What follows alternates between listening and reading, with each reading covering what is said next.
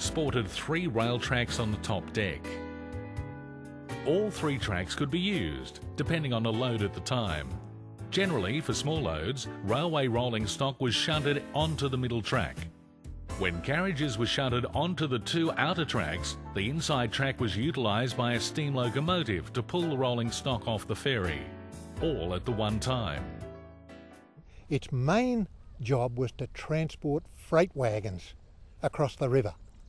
They would arrive at either Grafton or South Grafton at specially made wharves with 3 tracks, and if it was just freight wagons, they'd be on the centre track and pushed onto the ferry, which could take 6 or 7 down the centre track. But if there was a lot to go on, it could carry 14 at one go, but this required a different method of loading them on. A special buffer was used which was known as the pig. Rolling stock on the outside rails were connected to the pig and shunted off by steam locomotive. By using the middle rail, the steam loco assisted in maintaining centreline balance as the carriages left the ferry. The Swallow was quite impressive, weighing in at 779 metric tonnes. It certainly wasn't a swashbuckler like the Induna, as in a previous life, it was a simple hopper barge working for the Sydney Harbour Trust.